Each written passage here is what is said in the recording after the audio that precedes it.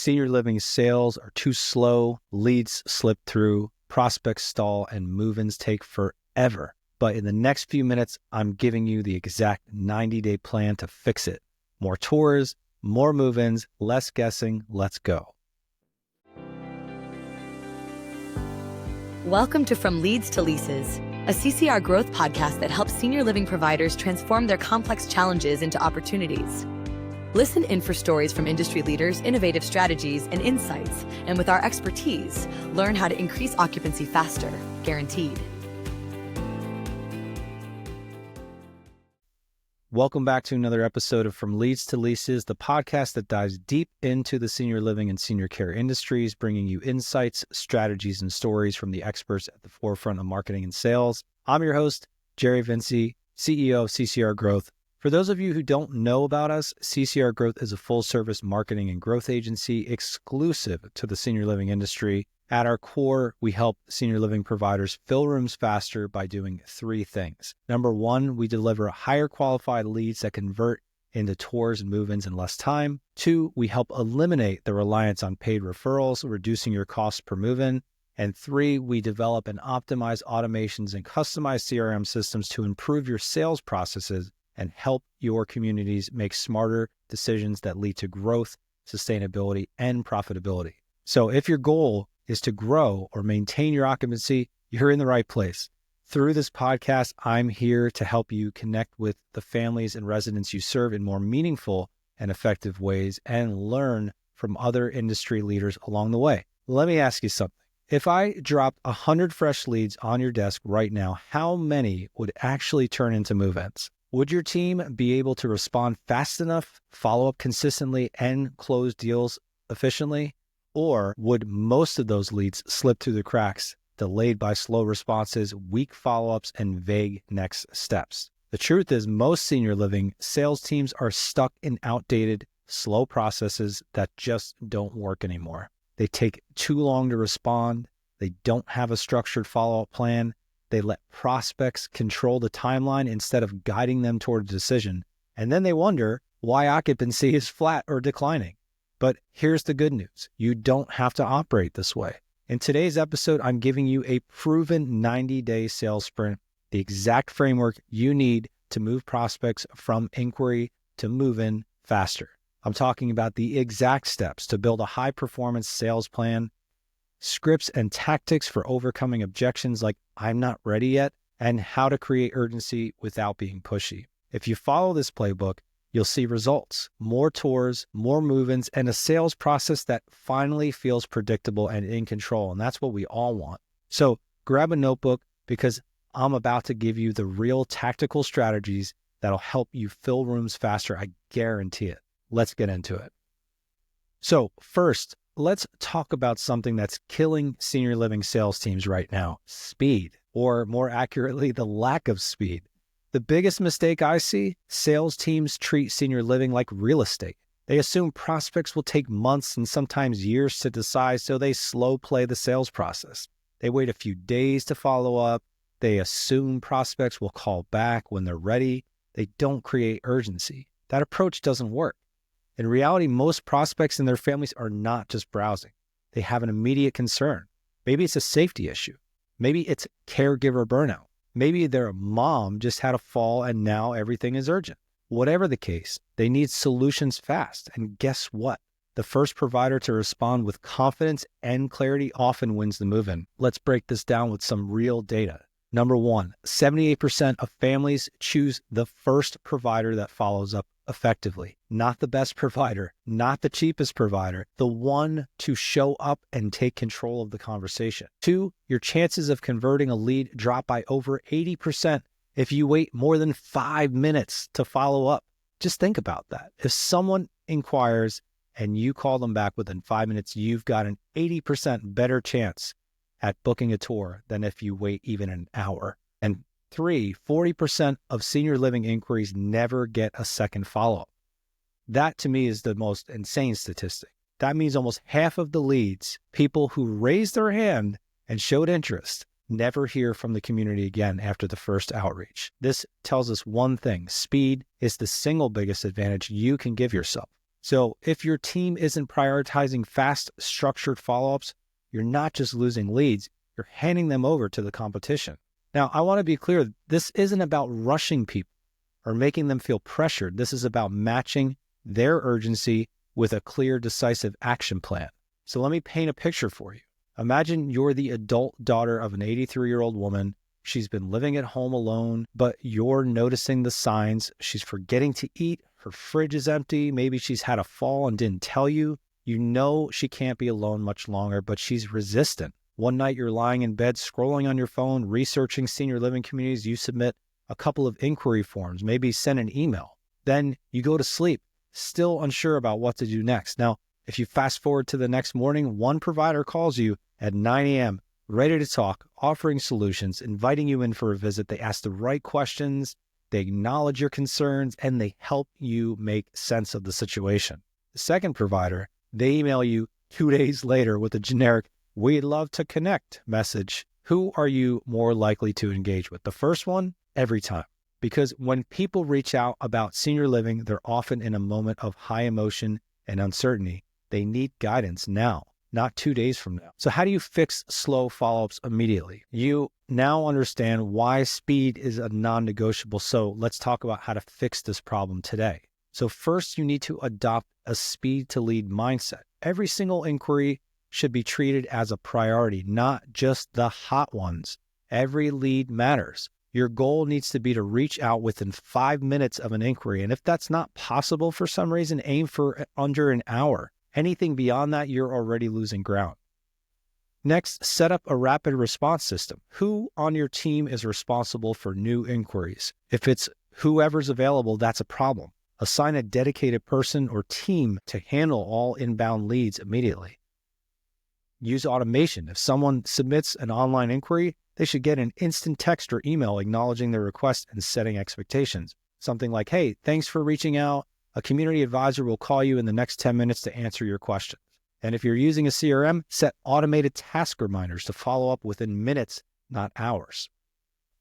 Next, the first call framework. So there's certain things that you should say immediately. The first call is about two things. It's about establishing trust and setting the next step. So a script that works: "Hi, Mary, this is Jerry from Central Valley Living. I saw that you inquired about our community and I wanted to personally reach out right away to see how we can help. Can you tell me what's most important in a community for yourself?" This does three things. It shows speed and professionalism. It shifts the focus to their needs instead of pushing a sales pitch, and it creates engagement that leads to a tour. Next, you need to follow up like clockwork. If they don't pick up, don't just leave one voicemail and move on. There's a certain cadence that you can follow. For example, day 1, call within 5 minutes, send a text and an email. Day 2, follow up with a voicemail and another text. Day 3, call again and invite them to a low commitment event like a lunch or open house. And then day 5 through 7, maybe do one final follow-up with a personal message like a resident testimonial or a special offer. You should have a structured, non-negotiable follow-up process that ensures no lead slips through the cracks. So this matters because your community could be the best in the market. You could have the most beautiful amenities, the best care, the most engaging activities, but if you're not fast, none of that matters because your prospects will never get far enough in the process to experience it. So here's what I want you to do today. Look at your response times. Are you calling back inquiries within 5 minutes? And if not, why? Evaluate your follow-up process. Is it structured or is it random? And lastly, make someone accountable. Who on your team owns speed to lead? Because at the end of the day, the fastest sales team wins. And in this 90-day sales sprint, that needs to be you. Now that we understand the importance of speed, we need to talk about building a high-performance sales plan. Most senior living sales teams, they operate on what I call the hope and hustle strategy. They hope that leads will turn into tours. They hustle to follow up when they remember, and they assume that if they talk to enough people, eventually move-ins will happen.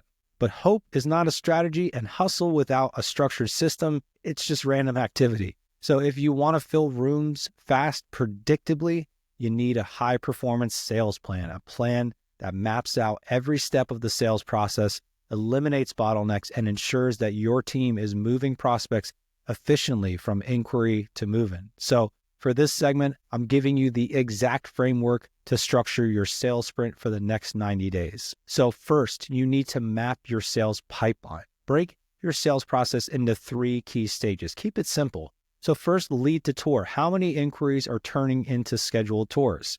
Your target conversion rate for that should be somewhere around 40%.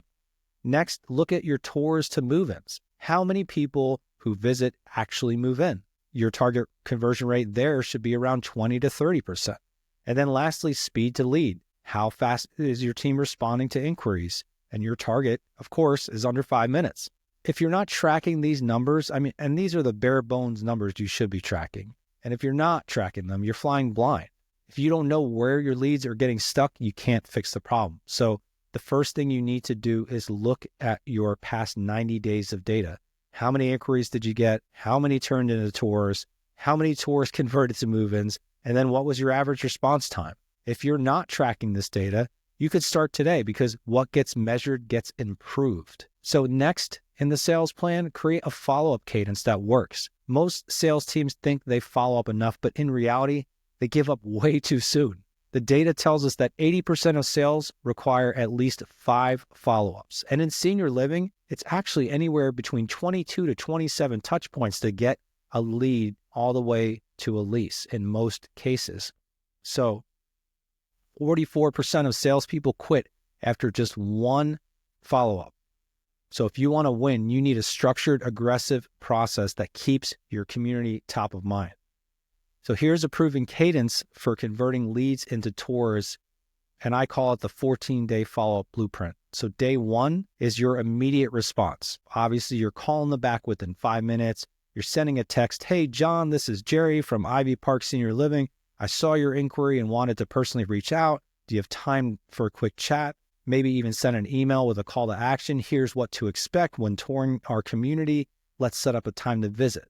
Okay? Day 2, send a personalized video. Use a tool like BombBomb or Sales Mail, or just a quick iPhone video. So for example here, "Hey John, I just wanted to put a face to a name and personally invite you in for a tour. I know choosing the right community can be overwhelming, but I'd love to help make the process easier for you. Let's connect when would be a good time." Day 3, phone call and possibly a social media connection. So here, don't assume they're ignoring you. They might just be busy, so try giving them a call again.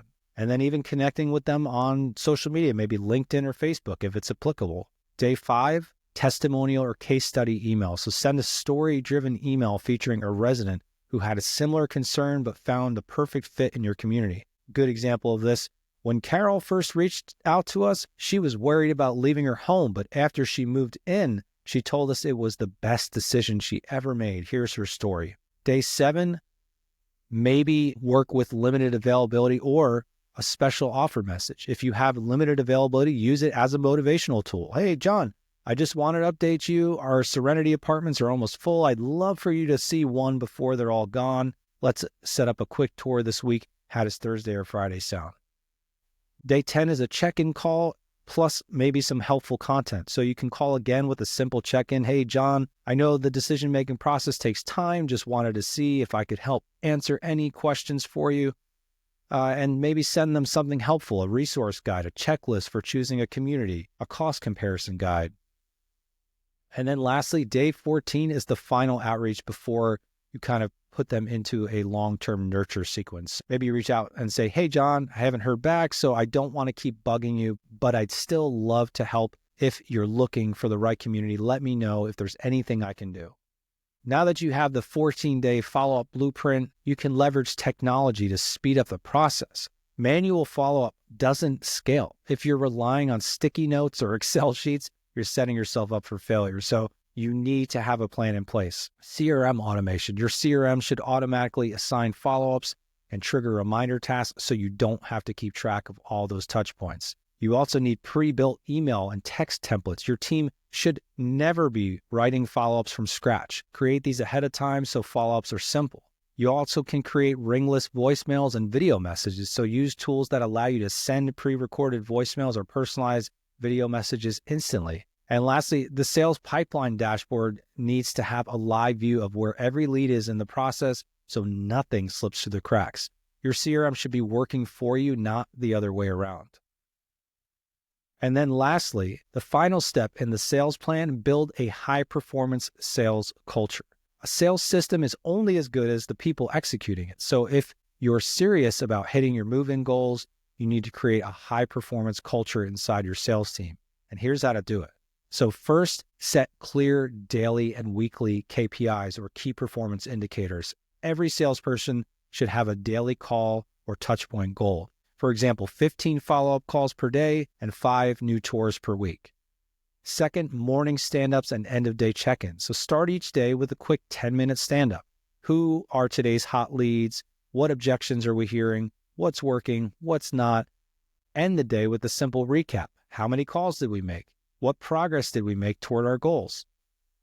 And then lastly, role-play objection handling weekly. Don't wait until you're in front of a prospect to figure out what to say. Every week, run a 15-minute role-play session on overcoming objections like, I'm not ready yet.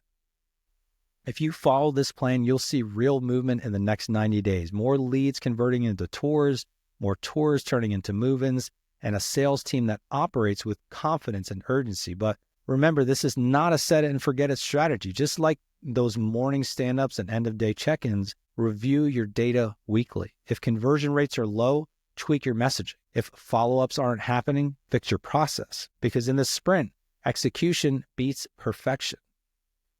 So next, let's talk about overcoming objections like a pro. So the biggest roadblock standing between you and your move-ins are objections. If you're in senior living sales, you've probably heard them all.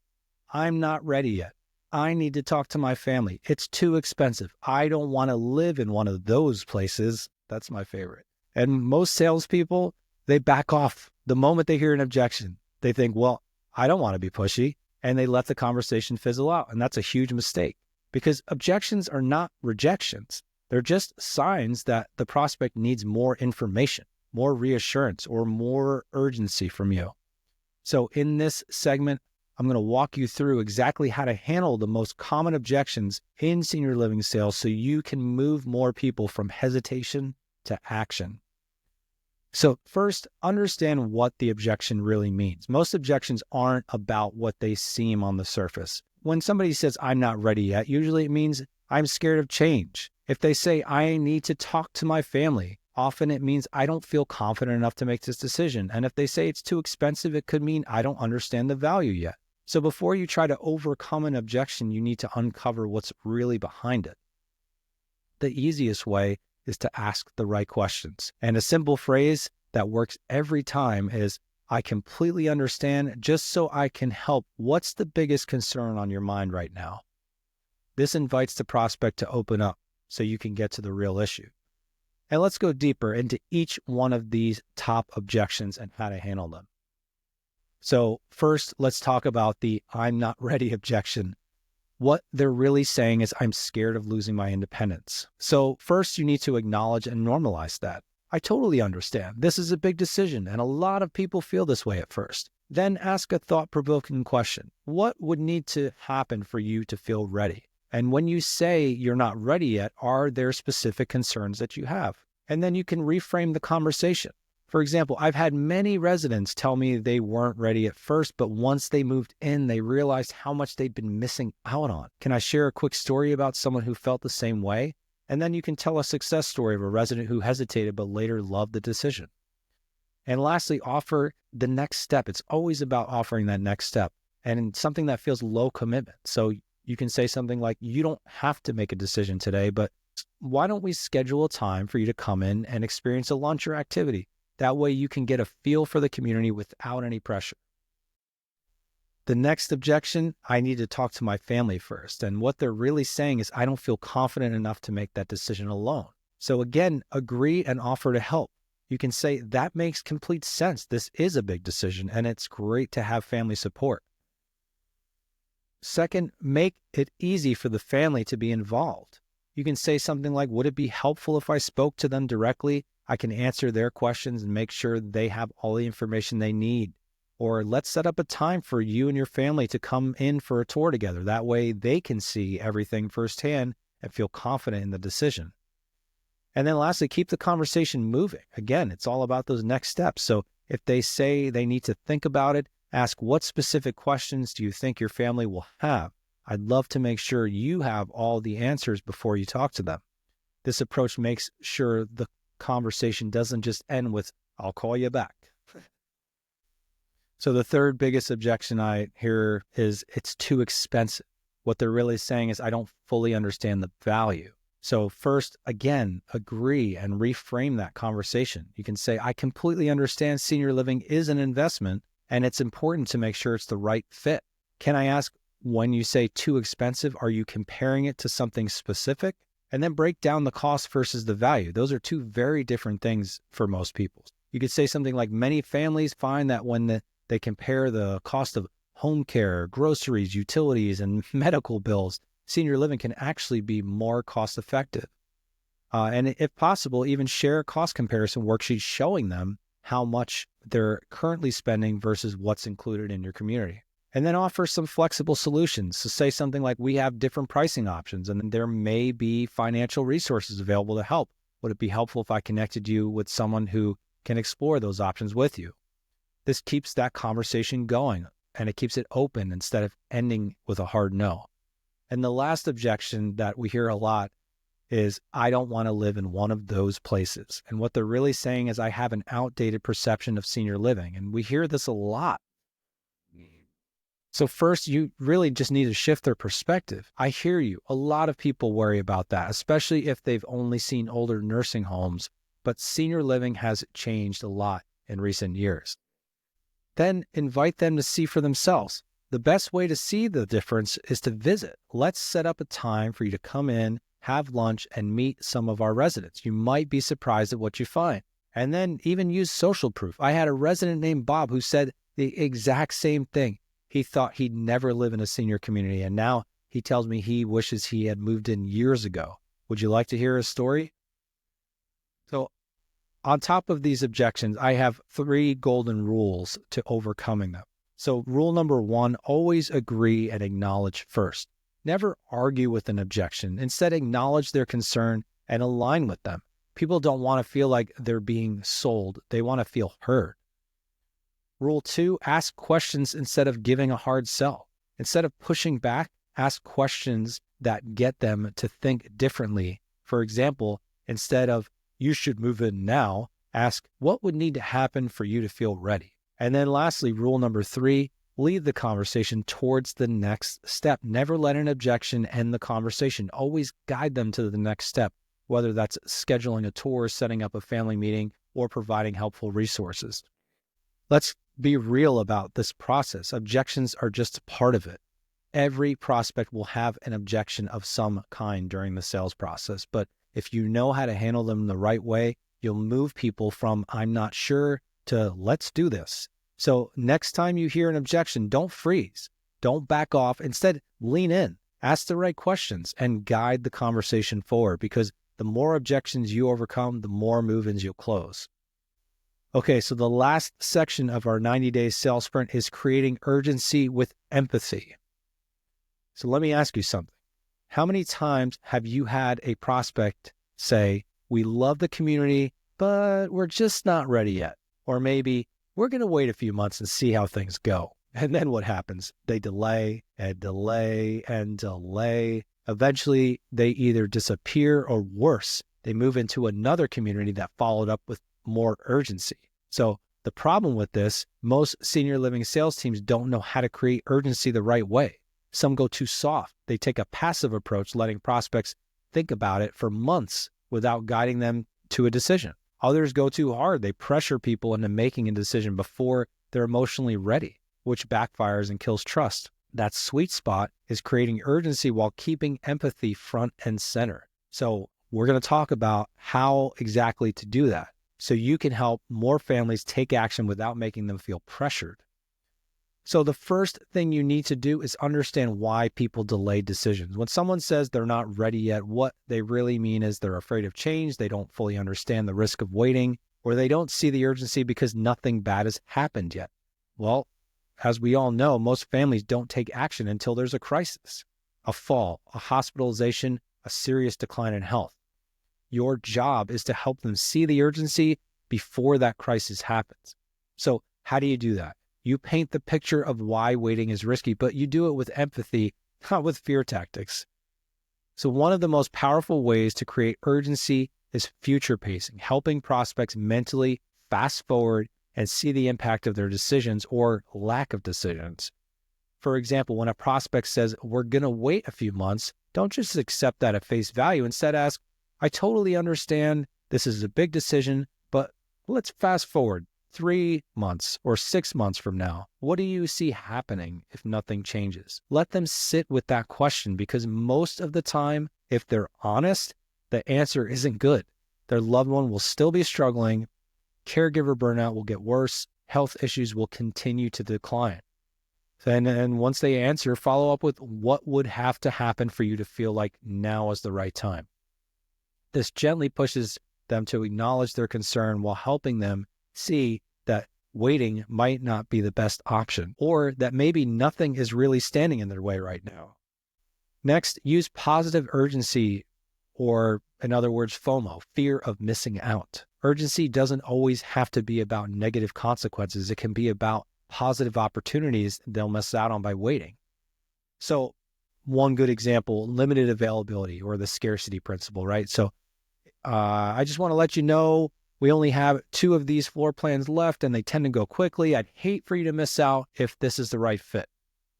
Another example, maybe there's a special event or an opportunity coming up. We have a special event next Thursday where you can meet some of our residents and get a feel for the community. It's a great chance to experience things firsthand. Would you like to come? And then maybe another example, highlighting what they'll gain rather than what they'll lose. So instead of focusing on what's wrong with their current situation, highlight what's possible if they move in sooner rather than later. For example, one thing we hear all the time is, I wish I'd moved in sooner, because once people experience the social connections, the activities, and the support, they realize how much they were missing out on. And then probably one of the most difficult objections to work with and create some type of urgency around would be the, we'll wait until something happens. How do we handle that? Sometimes families will straight up say, we'll wait until there's an emergency before making a decision. That's a tough one, but it's also one of the most important objections to address, because you first have to acknowledge and empathize. You have to say, I hear you and I completely understand why you'd feel that, but you need to reframe it and ask a thought-provoking question. For example, can I ask, if something did happen, would you rather be making this decision in a calm, prepared way or in a rushed, stressful situation? Because we all know when people wait, that's exactly what happens.